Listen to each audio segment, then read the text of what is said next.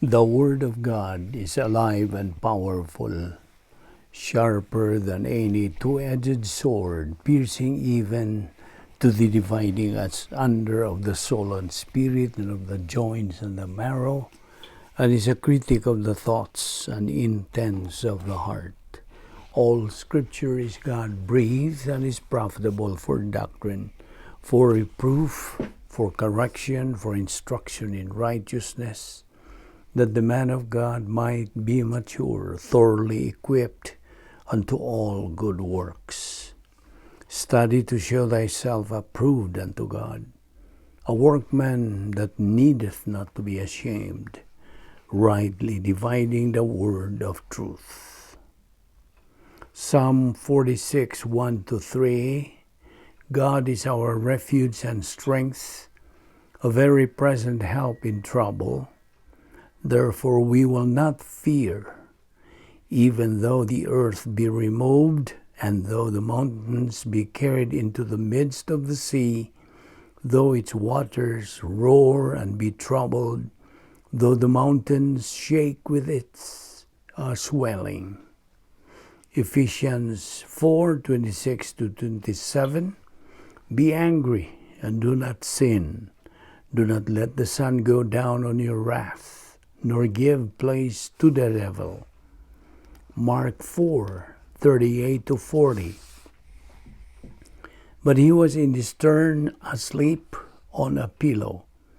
And they awoke him and said to him, Teacher, do you not care that we are perishing?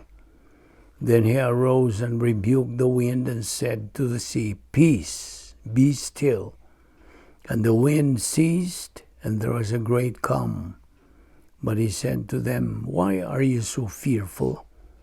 How is it that you have no faith? Psalm 56, 3-4. Whenever I am afraid, I will trust in you. In God, I will praise His word. In God, I have put my trust. I will not fear. What can flesh do to me? Matthew 11:28. Come to me, all you who labor and are heavy laden, and I will give you rest. Before we start our Bible study nining adlaw, sa mas naandan, gikinahanglan ng atong pagsugid sa atong mga salang nabuhat ning adlaw. 1 John 1:9, nagamando ka nato. If we confess our sins, God is faithful and just to forgive us our sins and to cleanse us from all unrighteousness. Sa atong pagpadayon, sa pagtuon sa atong naandan, nga adlaw-adlaw nga pagtuon sa pulong sa Dios, aniya pa kita magadupot sa atong tulanan nga giuluhan is Jesus the only way, o atong ipadayon kini atong gibiyaan kagahapon. It was the Lord Jesus Christ who did all the work of salvation on the cross. But kining kaluwasan nga gitanyag sa Dios ngadto sa tanang tao is free. It's free to the human race. So kini gasa sa Dios ngadto sa kaliwatan sa tao. Apan sama sa bisag unsang gasa sa kinabuhi, the individual who is the intended recipient of the gift that is involved, kinahanglan nga mohimo siya og desisyon. Mudawat ba siya ni? Dawaton ba niya ni? Maong gasa o dili? So, that's a matter of freedom. Now, maybe diha sa imong kinabuhi, you had people who give you things and you have never turned down on a gift. The one who is the intended recipient of the gift, ana siya kapilian as to whether or not he's going to accept the gift. And when the true gift is given with no strings attached, otherwise it's not a gift, it's an exchange. It's a bargaining chip. Apan ang tinuod gyud nga matang sa gasa Wag yun. No strings attached. There's nothing that has to be given. Sa laing pagkasulti, in return, if it is a true gift. A true gift na kahulugan kini nga ang nagahatag sa maong gasa mibayad sa total price. And the recipient is totally free without any other conditions to either accept or reject the gift.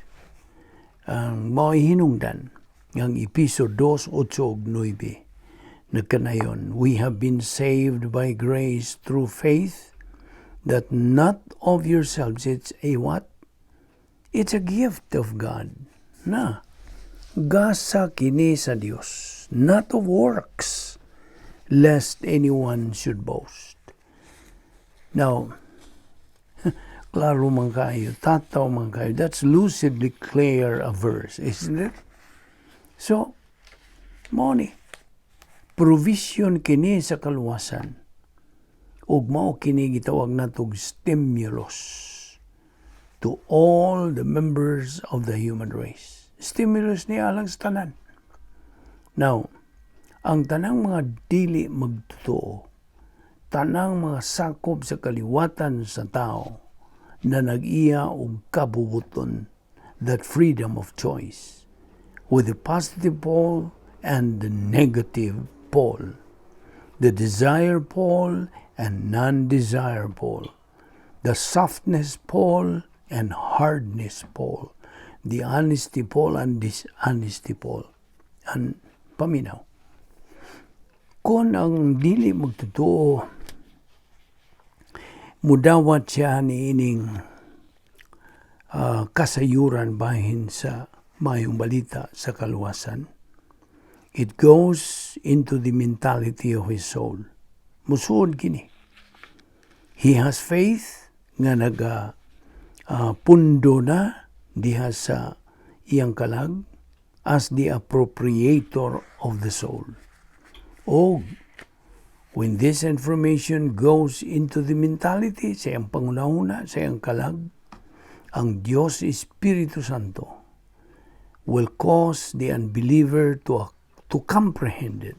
Magkasabot siya nini and to perceive it. At the same time, ang Diyos Espiritu Santo magapatinaw kaniya, magapakita ngadto sa dili magtotoo nga this is the true way of salvation. Kini ang matuod nga paagi sa kaluwasan. Mao kini ang kamatuoran. And he convicts the unbeliever sa sala nga dili na mapasaylo. And this is cycled here in the command post sa iyang kalag.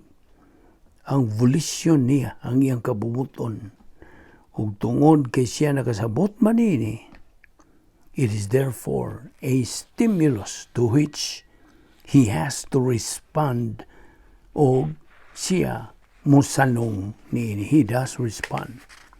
He either responds positively or responds negatively.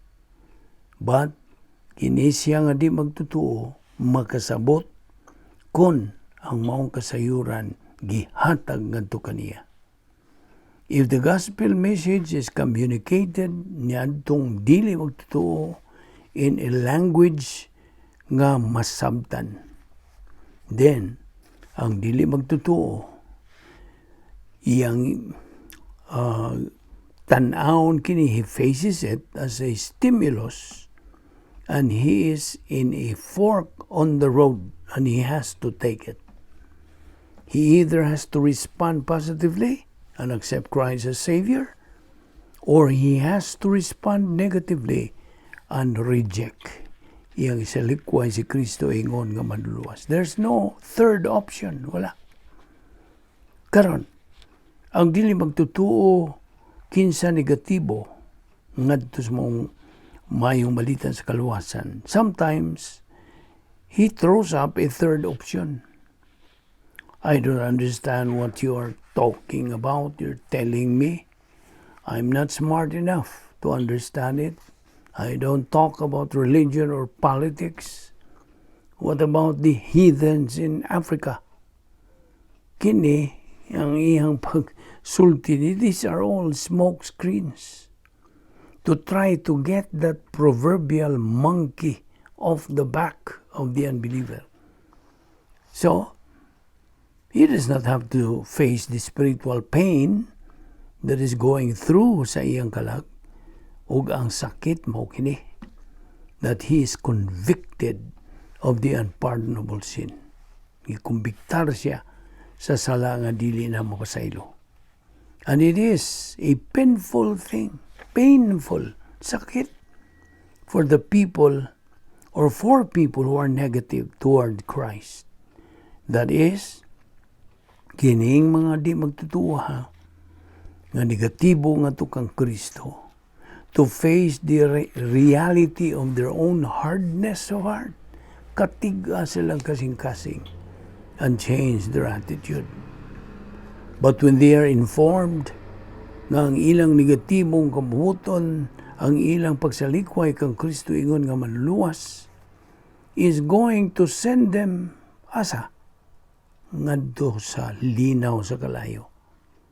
It is that threat, that warning of punishment, that maximizes the pain. Mo ni makasamot sa pagkasakit sa maong balatian nila, o yun sa igibati nila, that maximizes the pain as designed to bring about an avoidance procedure. Ang gitawag kini og fire escape. Yes, sakit. Alang sa mga di magtutuo, to be convicted sa sala nga dili na mapasaylo, even though he knows the gospel message sa kamatuoran niini. It is more intensely painful sa dili magtutuo to be warned about going to the lake of fire, pasidan-an siya, and spending eternity there, hangtod sa wala na katapusan. Hinoon, it is most painful sa usa ka di magtutuo to wind up there, right? So, the threat, the warning about the lake of fire, and the warning sa sala nga dili na mapasaylo, it causes pain and discomfort ngadto sa mga di magtutuo. May hinungdan, they have all kinds of smoke screens that they throw up. Like, I don't talk about religion and politics. Sagdi lang ko, mind your own business. Kaya dili ko interesado. Mao na ilang mga smoke screens. Well, hinumdumi, the day will come nga ang matag dili magtutuo is going to be interested. Ang negatibo nga kabubuton is not going to go on forever. Dili na, mula hutay. It haunts the unbeliever. Kanang unsabay haunt. Magatulisok. I think that's the right Visayan word. Magatulisok kini ngadto sa di magtutuo. It haunts the unbeliever to death. Naman na sa Lucas 16, 19 ngadto 31. Dumdum kaniya itong dato nga tao had his death and they had a great funeral. Nabuot nila nga ilag yung pasidunggan ng paghinumdum ni ining tawhana, especially those who have inherited sa iyang kaadunahan, his wealth. Apan ang di magtutuo says or saw, nakita niya ang iyang lawas. Makakita siya siyang lawas nga naghigda. And they had a funeral. And they buried him. Nagabangutan sila sud sa 30 dias. Apan he has been mourning for 30 days in torments. To sa kasakitan na it was just getting worse and worse. So, kantong dato nga tao, miadto na dito sa kasakitan, because iya magisalikway si Kristo ingon nga maluluwas. Dili tungod kay dato siya, adunahan siya, no. iyang gibilin ang tanan, iyang mga kaadunahan din his kalibutan. Gibilin behind on the earth. And now he is eternally poor. Hangtod na niyang pagkapobre, pagkakabos. And he has two requests. You may recall, or you may not recall. Diyan sa Lucas 16, buot niya nga si Lazaro, mutoslob sa iyang tudlo, to dip the tip of his finger in water, aron kanang ipato ni kining iyang kining tubig gikan sa iyang tudlo ngadto sa iyang dila. Tungod kay matud pa niya, I'm constantly tormented in this flame with pain and I am dehydrated. Mo to sulti sa dato nga tao nga karon nagaantos na. Do you know what it's like to be dehydrated? Sinati ka ba ma-dehydrated ka? Dili ni komportable oy. It's very uncomfortable. Ug ang iyang ikaduhang unsa hangyo nga ipadala unta sa Lazaro back. That is his second request to Abraham. Send Lazarus back to my father's house tungod kay tuwa pa'y 5 na ko ka mga igsoong laki, lest they also come to this place of torture or torment. Nakita ni mo? He is now compassionate. He knows two things. Duha ka butang. It's too late for him. That's number one. It's not too late for his brothers. Ikaduha. Apan sayod siya of his brothers now. This rich man in torments. It is true of all unbelievers in torments. They have a very clear understanding of the issue of the gospel. Kaya nga no, it's absolute. It is in their faces. They know that if they don't accept Christ as Savior on the earth, any unbeliever is going to wind up in the same place. Dito sa kasakitan, torments. O ang mga di magtotoo in torments do not want anybody else to go there. Dili sila buot. Nga mayagom usab sila ilang hiaguman. Kaya binimo, ang Lucas 16, 19 at 31, dili ni parable. Dili. It's never referred to as a parable. Karon, kining dato nga tao, muadto sa torments. Okay? And that is the warming up spot alang sa dakong puting trono sa paghukom. Great White Throne Judgment. O gikan diha, ngadto na sa linaw sa kalayo. Nga diin ang dili magtotoo, sakiton siya, be tormented day and night forever and ever and ever. Karon, therefore the threat, the conviction of the unpardonable sin of remaining negative in rejection of Christ as Savior, kini magaproduce og dakong kanang way paghaluna og pagpiit sa iyang kalag sa maong di magtotoo. And it is designed, gidisinyo gyud sa Dios nga Amahan, kini maong kahimtangan in the convicting ministry sa balahang Espiritu Santo to accomplish that. You and I don't lend anybody to Christ. Or don't lead. Dili kini kabot sa pag-ila kang Ginoong Kristo nga mao'y manluluwas. It is God the Holy Spirit who does it. Mao ni trabaho sa Espiritu Santo. We give the message. The believers working for the divine post office. Ug he is just delivering the message, the mail, unsa man ang mensahe. Tumuo ka kang Ginoong Hesus ug ikaw maluwas. ikaw gako wa gyoy gahom to cause an unbeliever to understand the gospel message or to convict him of the unpardonable sin. Sanglit kining mga butanga supernatural, dili ni natural. It is only God, the Holy Spirit, who does it. And He always does it sa diha nga mayong balita sa kaluwasan ipresentar, ipadayag. Ang iyang ingnon kurta nga idisdis, sa English pa scalpel, maong pulong sa Dios. Ang pulong sa Dios mao ang espada sa Espiritu nga mao ang pulong sa Dios. Hebreanon 4:12, Efesios 6:17, Hebreanon 3:7 and following. Now, di ba nila nga mga butang, ang usagod ka di magtotoo nga apresentahan sa mayong balita sa kaluwasan. Mao kini ang mga ingnon talakang unsaon niya pagsanong. How to get saved?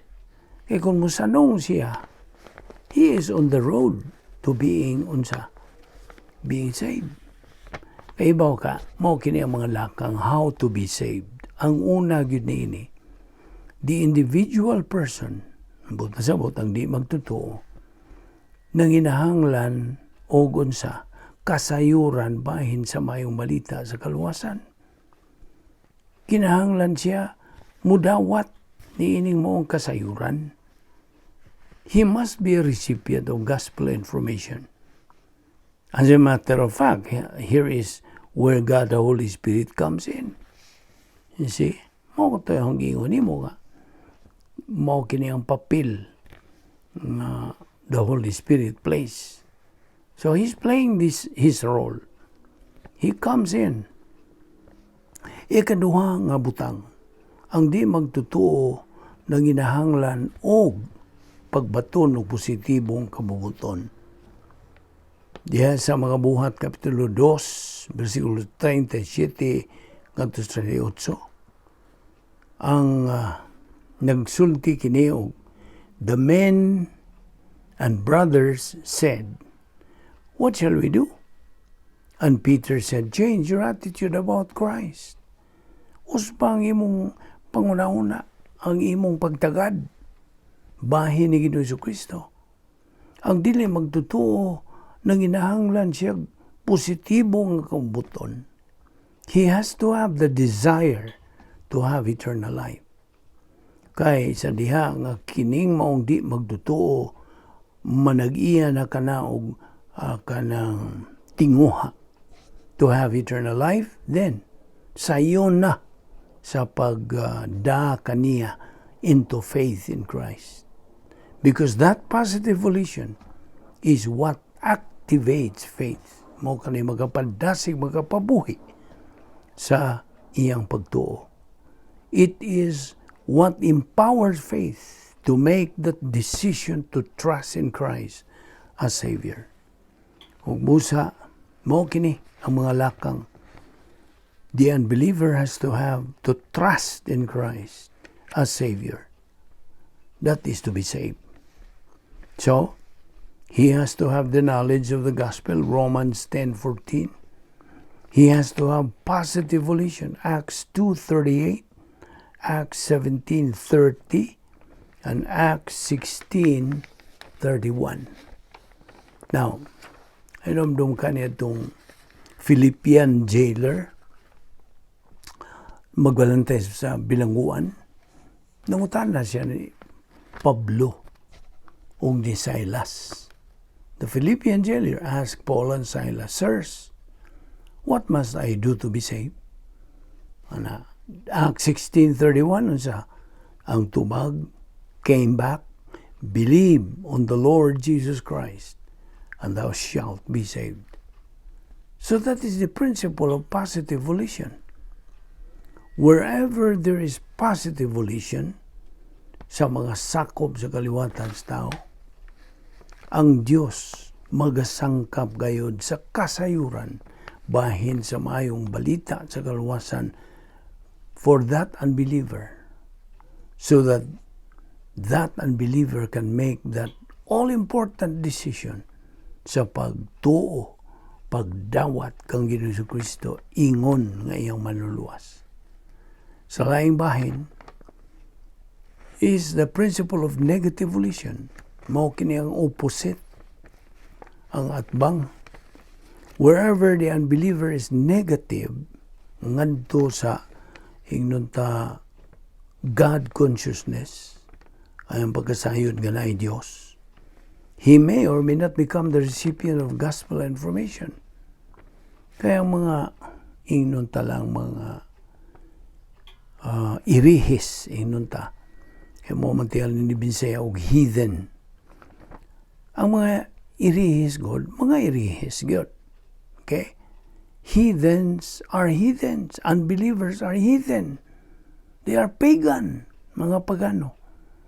Dili tungod kay wa sila makadungog sa mga balita sa kaluwasan, kundi they are fully cognizant.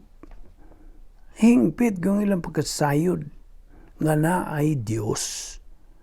Apan ilang gisalikway ang ilang tinguha to enter into a relationship with Him, with God.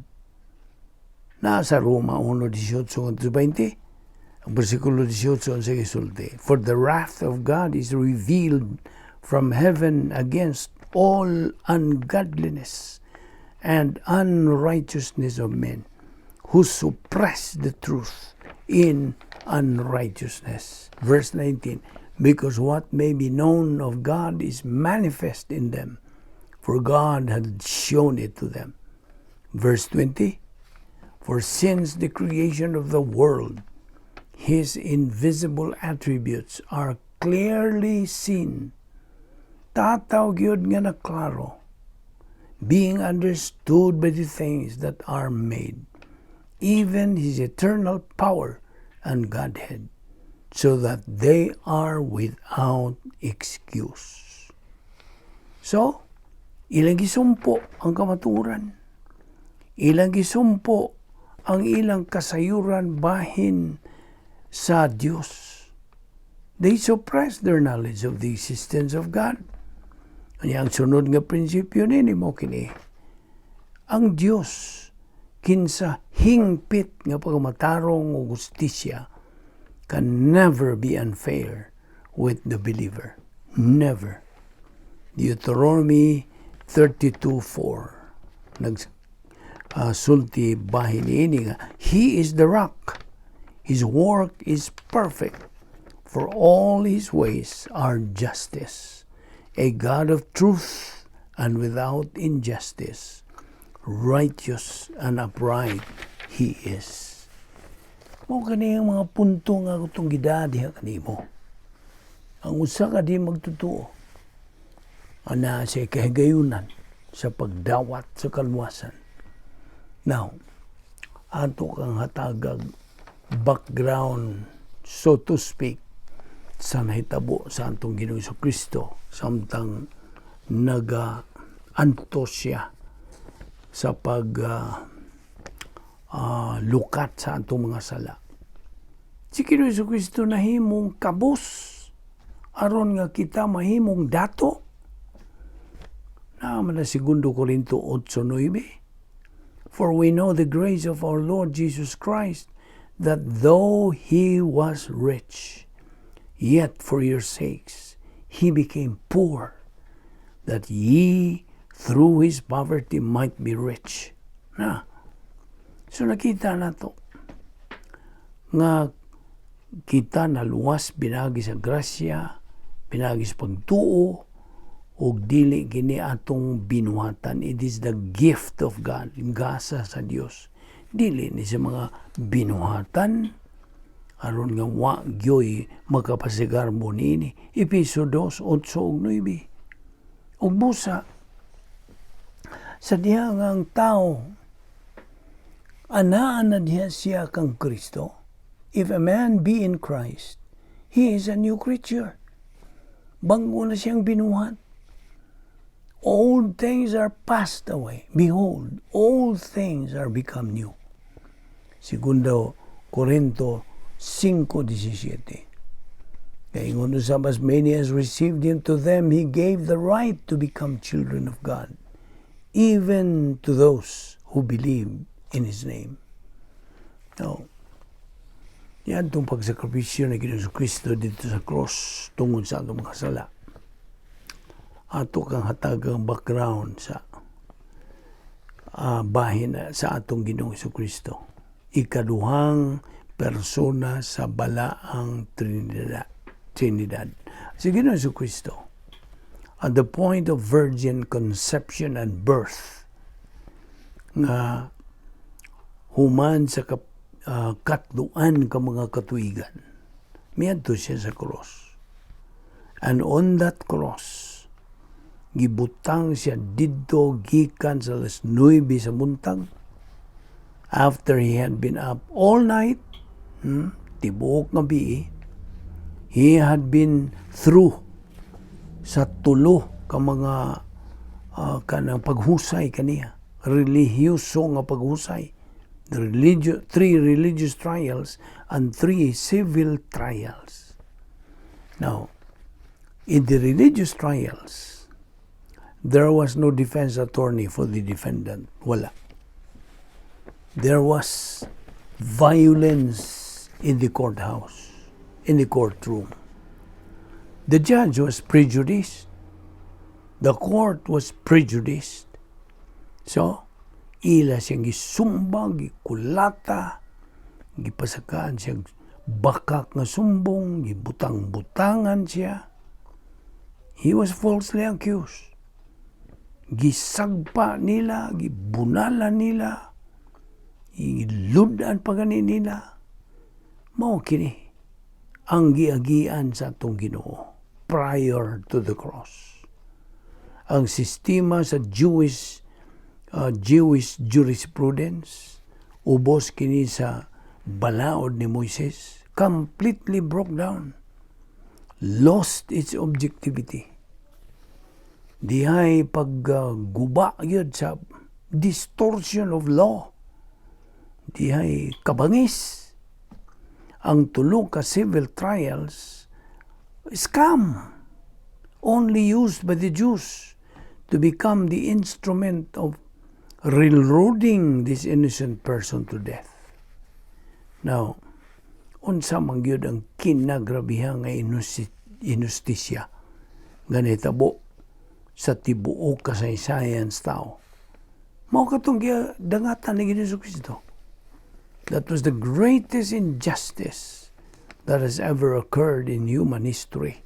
Mao tong pag-inustisya nga tukang Ginoong Kristo, going to the cross and dying for our sins. Now, the innocent person paid the penalty for the rest of us. Hingpit gyud pagka-inustisya. Ug busa, when he was put on the cross, ilang gilansang dito sa cross, gikas alas 9 sa buntag, gibugal-bugalan na siya. He was taunted for 3 hours. Giingnan pa gani siya, misyagit pa ang mga kriminal nga dito siyang duha ka kilid. If you are the Christ, come down off the cross and save yourself. Namoto ilang isulti sa usa niya itong kriminal. If he could have done that, no, he would not die for our sins and saved us. Dili unta kita mga luwas. Now, pag-ambot pa si alas 12 unto, ang Diyos nga mahan took all the sins of the human race. Iyang buo tanan, gihuwad niya tanan, o iyang giisip kining maong mga sala sa tibuok kaliwatan sa tao, ngadto kang Ginoong Kristo. Kung busa misugod siya sa pagdawat sa atong mga sala. He entered spiritual death. He was in spiritual death for how many hours? 3 hours. Gikas alas 12 udto ngadtos ika alas 3 sa hapon. Tulo kay ngayon in the Garden of Gethsemane. katulog yun iyampo ni Ginoong Kristo. Amahan, kung mahimo, labay kining kupagikan kanako. Apan dili nga kung kabuton matuman, kung dili ang imuha. Naman sa Mateo 26:39, o as he anticipated the cross, suma sa gisulti des Lucas 22:44, kini na kanayon. The perspiration on his face was so heavy, it was like drops of blood falling, you see. Sama kuno sa mga baga nga apple na siguro katong dugo nga dagayday, thickened clots of blood falling through the ground. Apan di man nini, he did not perspire blood. He did not perspire blood. Wa siya singot. Wa siya magsingot og dugo. Bantay na. You don't perspire blood. Dili. It's in the comparative clause in the Greek language. Sa pagsulti niya, he didn't perspire any blood. Just like there was no literal fire on the day of Pentecost. Nagisuwat niya sa mga buhat Kapitulo 2. The fire was on the hos clause in Acts chapter 2. Hos, H-O-S. So, why literal dugo that Christ perspired in the garden? Wala. The thick, ang baga nga kanang drops of perspiration from the tremendous emotional pressure that he was under, knowing that he was heading for spiritual death. Ang iyang pakigamitay with his own deity, his fellowship with God the Father, and with God the Holy Spirit would be broken, maguba. He would be plunged in the spiritual death, totally abandoned by God and by the human race. He would be plunged into absolute destitute loneliness. Sod sa pila ka oras? 3 ka oras. And this is what he did. And at the end, sa katapusan ra gyud, miingon si Ginoong Kristo, misyagit siya pag-ingon. In Aramaic and Greek, iloy lama sabaktani. Aramaic ka na. Ug dito sa Griego nga pulong, Timo, hinanti mi igkatilipis. Sa in English, my God, why have you abandoned me? No, it is not a question. It was a statement of intense pressure for what he is going through. Makita nimo kining pagulagway niini. Na atong ipadayon kini. And he died for all on the cross. Namatay si Ginoong Kristo alang sa tanan. That is the unlimited redemption. There's only one Savior, si Ginoong Jesucristo ra. Pinagi sa iyang virgin conception and birth, he bypassed the imputation of Adam's sin. Wala siya matakdi o matapti o mapahiri. Wala siya makapanunod sa sala ni Adan. He did not have an old sin nature. Wala siya manag-iya o kinayang makasasala. Tungod sa iyang hingpit nga positibong kabuton, he never committed an act of personal sin. Wala bisag gamay nga sala.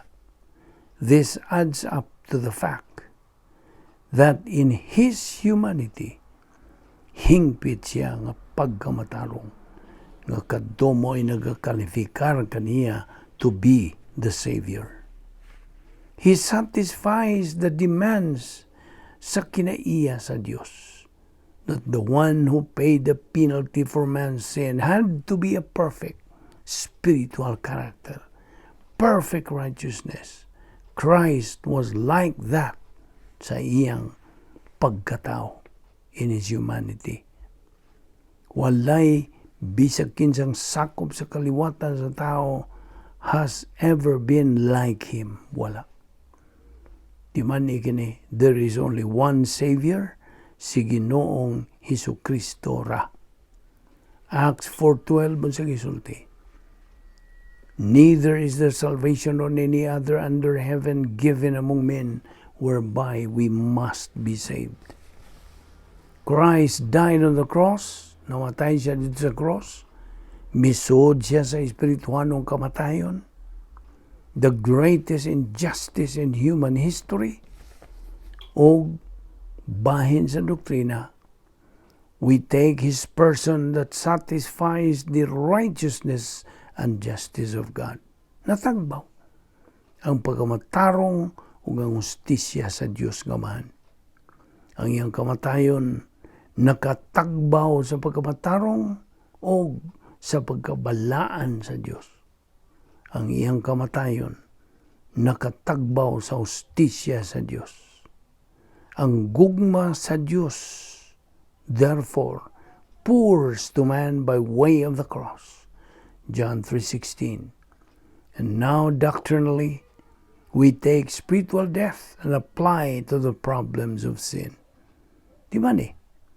Ang sala, dili na isyu kung bahin nagkaluwasan. Unsa isyu? Ang tinuod nga isyu, mao si Ginoong Hesukristo. Unsa may muna una kang Ginoong Hesukristo? What think ye of Christ? Again, it is a matter of appropriating God's provision of salvation. Faith alone in Christ alone. Ato ni ibadayon ugma o ayaw sipyat sa sumpay ni ining atong ginahisgutan bahin sa is Christ the only way. So, magampo ta ni ining higayuna. Salamat o Dios ni ining grasya nga among gipahimuslan. Salamat sa imong pag-uban ka namo, pinagis pagtudlo ka namo sa bala ang Espiritu Santo sa imong kamaturan. Labi na bahin sa kaluwasan nga imong gitanyag sa tibuok kalibutan. Anara sa tao. Sa pagdawat niini o pagsalikway niini. Mikan kay gihatagan manimo sila og kabubuton. Salamat nining among pagtuon sa imong pulong pinagi sa grasya.